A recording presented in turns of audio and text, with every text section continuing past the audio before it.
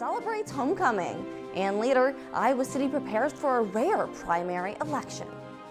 And the Iowa run game carries the Hawkeyes past the Boilermakers. And the fall weather is here to stay. I'll tell you more in weather. All that and more coming up on this Monday morning edition of DITV News. Don't go anywhere. DITV News starts right now.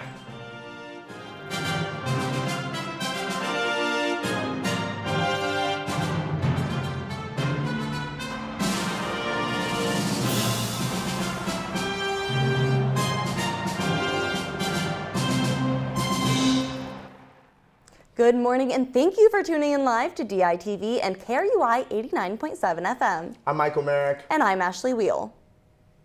Iowa City is holding a primary election for its District A City Council seat tomorrow. This is rare as 1985 was the last time a district-only primary was held in a regular city election cycle for Iowa City. 3 candidates are on the ballot and only the top 2 will advance to the November 7th City Council and School Board election. Only residents of District A are eligible to vote for this election regardless of their political affiliation. And on Sunday afternoon, a team of environmental activists dumped trash in front of City Hall in protest of Iowa City's trash management. The team walked through the water of Ralston Creek for 15 hours, collecting litter that had been dumped into the water. Other protesters rallied in support in hopes of incentivizing the Iowa City Council members to take action to put more resources towards keeping Iowa City clean. Anything they throw on the street anywhere ends up in the creek. Yeah. Like, you can barely see like one trash can from where I'm at right now. Like, the city does not like make trash cans available. Our main demand was that we want more trash cans to help with the waste management. We're hoping that people will bother their city council representatives, shoot them emails, come up to meetings. Although this is just trash, it is symbolic of the bigger issue of climate change in general. After the protest ended, the team loaded the trash back up and did dispose of it properly.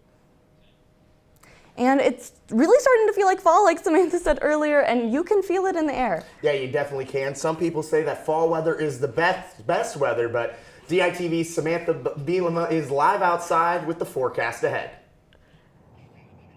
Thanks, guys. I am live outside by the river right now, and it is currently 38 degrees out. It might be a good idea for a light jacket, and you might even be able to break out your Ugg boots for the season. Today, we can see that it's going to be a high of 60 degrees during the day with nothing but sunny skies. As we head into the nighttime, temperatures will drop to 35 as the sun goes down. Tomorrow will be a little bit warmer with a high of 63 degrees and a low of 38. And the dry weather is going to be interrupted as we head into the rest of the week, as Wednesday, Thursday, and Friday are going to be full of nothing but showers. But for the most part, this week's temperatures will have highs in the 60s and lows in the upper 40s. That's all for weather. I will send it back to the studio with Ashley and Michael. Thanks, Samantha. And Saturday, parts of Israel were attacked, and the country has now declared a state of war. We have DITV's Jace Bertrand live in the newsroom with more on what this means and what is happening now. Thanks, Ashley. Hamas, a group based in the Gaza Strip, which is a disputed territory between Israel and Egypt, has launched the attack on Israel. 22 locations were invaded, and currently many cities are still being occupied by the group. Now, the U.S. declared Hamas a terrorist organization in 1995. So far, 700 have been confirmed dead, with another 100 being taken hostage and 2,200 being wounded. This marks Saturday as the deadliest day in Israel's history. On Sunday, Israeli Prime Minister Benjamin Netanyahu declared an official state of war within the nation, giving the Israeli Defense Force permission to carry out, quote, significant military actions in the Gaza Strip. Turkey, a NATO member, has warned the U.S. to stay out of the conflict. However, on Saturday, President Biden declared support for Israel, pledging to aid the nation's military actions by any necessary means. When I spoke with Prime Minister Netanyahu this morning, I told him the United States stands with the people of Israel in the face of these terrorist assaults. Israel has the right to defend itself and its people, full stop. The U.S. is already taking precautionary efforts to resist other potential invasions. Back to you, Ashley. Thanks, Jace. And some big names came to Iowa City on Friday to celebrate the University of Iowa's homecoming with the Hawkeyes. DITV's Claire Green has more on the festivities. The University of Iowa homecoming parade was on Friday. The military and first responders started off the parade, followed by Caitlin Clark and Spencer Lee as the Grand Marshals. The parade included an international student group who were dressed up like pandas. This was a creative way to draw in the audience's attention, and it was a personal favorite among the audience. It also included a Shrek float, which the audience also enjoyed. The parade concluded with the Iowa Marching Band playing the Iowa Fight Song. After the parade, people swarmed the Pentecrest to see Stephen A. Smith interview Caitlin Clark and the Sway Lee concert. We are here at the Pentecrest and everyone is super excited for the Caitlin Clark and Spencer Lee interview and the concert Sway Lee. I love the parade. I really thought it brought together like a sense of community. I mean, like, I was around people that I knew and everyone was dancing and cheering for all the floats and everything, and I thought it was super cool. After the parade, Sway Lee performed at the Pentecrest. Audience goers enjoyed the concert and the songs that he sang.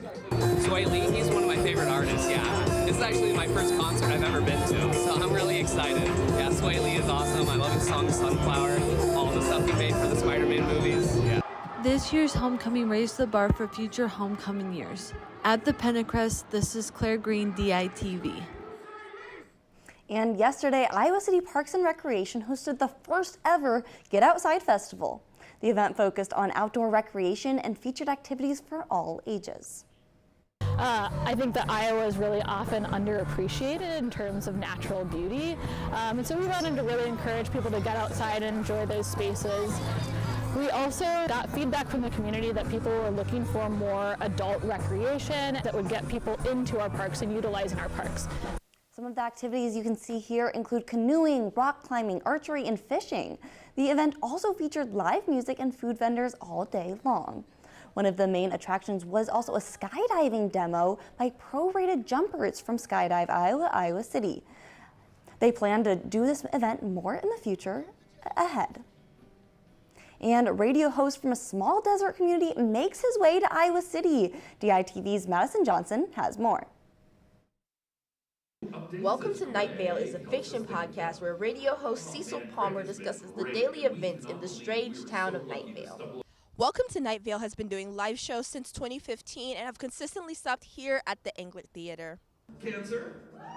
With a strong fan base and consistent crowds, it's not hard to understand why they keep coming back. So over the years, we sort of have, our fan base has grown up a little bit. When we first started in touring in 2014 and 2015, our fans were young. They were young teens, tweens, and now they have grown up a little bit. So they're more in the university space. So we like to be able to sort of meet people where they are. Having a space they can regularly return to is helpful not only to the Night Vale tour, but also to the Englert Theater. I think when we talk about programming, we want to do things that are familiar and comfortable for people and also challenge people at the same time. So it's all about that balance. And so when we can have acts that come back over and over again, they build their following in town. The Attic explores the past of Cecil Palmer and other residents of Night Vale as a mysterious attic door appears in their homes. The news story had crowds horrified and hysterical as Welcome to Night Vale brought its surreal horror to the live stage. As the attic door closes on this latest live show, it's clear that the relationship between Night Vale Presents and the Englert Theater will continue. From the Englert Theater, I'm Madison Johnson, DITV. And not only was there those homecoming festivities and lots of art in Iowa City, but there's also the homecoming football game. Yeah, exactly, Ashley. And we had DITV's Johnny Voltman and Vivian Samoski at the game. They have the highlights and more. While the University of Iowa celebrated homecoming this week, the Hawkeye football team dialed in. Under the leadership of a new quarterback, Iowa looked to win their 5th game of the season. Iowa's first offensive drive gave Caleb Johnson an opportunity to make his return as the O-line gives him a hole and he makes a house call, putting the Hawkeyes up early with this 77-yard touchdown run. Came back a little quicker than maybe I would have anticipated based on what I was hearing a couple of weeks ago. But he looked like he's 100%, and good to get him back. Flipping sides, the Iowa defense does what they do best, forcing this interception right into the hands of Cooper DeJean, which led to a Drew Stevens field goal to put Iowa up 10-0 in the first. Right before halftime, Purdue struck back and put some points on the board with this TJ Sheffield catch and run for 6. Coming out of the break, Iowa was able to put on 3 more points. Deacon Hill did struggle in his first start, only completing 6 passes for just over 100 yards total. Probably too excited, to be out there. But, it's not an excuse. I got to be able to hit all those throws and continue us down the field. The Brian Ferentz-led offense was able to put up another score as this touchdown from Hill to Eric All gave the Hawkeyes a 20-7 lead in the fourth quarter. Looking to mount a comeback, Purdue marched down the field. This Devin McCabe run into the end zone cut Iowa's lead down to 6. The Hawkeyes on offense were forced into a 3-and-out. Purdue was given the ball back with 2 minutes left and a chance to complete their comeback. But the 6th and final sack by the Iowa defense leads to a turnover on downs, capping off Iowa's 20-13 homecoming victory. And Vivian, for most Hawkeye games, it seems like the talk always goes to the defense or the quarterback. But tonight, I think it should go to their running back. Yes, Johnny, for Deacon Hill going 6-21 for only 110 yards, Johnson was that little spark in the offense. I mean, not only was he that spark, but he was on fire. After missing the last 3 games due to an ankle injury, Caleb Johnson made an unforgettable return to Kinnick Stadium leading Iowa's offense. Johnson rushed for an impressive 133 yards on 17 carries and scored a 67-yard touchdown against Purdue in the first half. The last time Johnson faced Purdue, he rushed for 200 yards. I feel like against them, it's just personal to me because I got a lot of people that I know on that team. So it's just like we a lot of just stuff talking to each other on the phone before the game. So it's just that's what it is basically. So.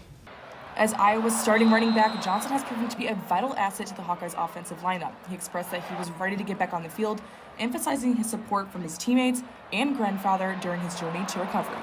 It was my grandfather. He always called me every day to make sure I was good, keep me encouraged, and tell me to stay on top of my treatments too. So give big thanks to him. So. Yes, Johnny, for the Hawkeyes getting their win, not only on their homecoming, but on their home turf. This will be something to look forward to because now they're heading to Wisconsin. Yes, Vivian, and not only is it a tight rivalry game between them, they are playing for the Heartland Trophy, which they are hoping to win and keep it back here in Iowa City. And from Iowa City at Kinnick Stadium, I'm Johnny Valtman. And I'm Vivian Samosky, DITV. Thanks, guys. And there was a top 3 matchup at Grant Field on Friday. And we have Colin Carithers live at Grant Field right now. Colin, how'd the top 3 matchup go? Thank you, Michael. I'm currently live at Grant Field where Iowa field hockey squad took on the 2nd-ranked Northwestern Wildcats in a game that could only be described as disappointing.